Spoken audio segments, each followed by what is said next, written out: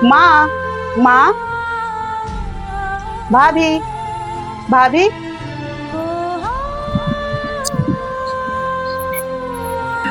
भाभी, भाभी, आप ये क्या कर रहे हो? जल्दी आप नीचे उतरो। अरे दीदी, आप ऐसी हालत में आप ये सब काम कर रहे हो? नीचे उतरो आप। पहले तो आप आओ तो यहाँ बैठो तो। आप ये क्या कर रहे हो? और मम्मी कहाँ है?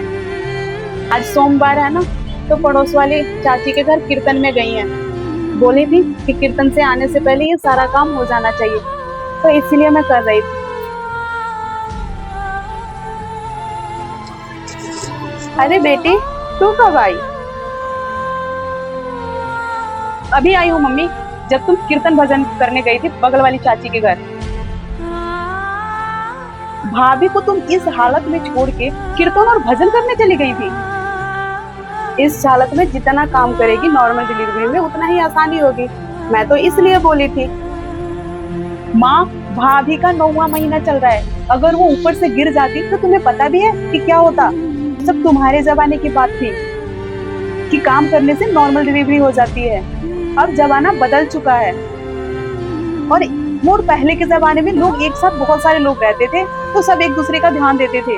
इस टाइम इस घर में कोई नहीं था, सिर्फ भाभी थी, वो भी कुर्सी पर चढ़ के पंखा साफ कर रही है।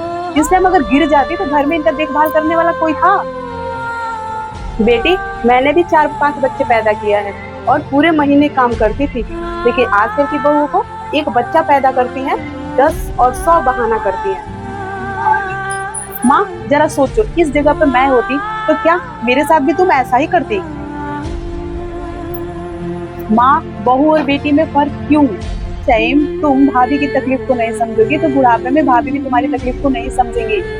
उस टाइम बेटी या बेटा तुम्हें करने नहीं आएंगे, बहू ही करेगी।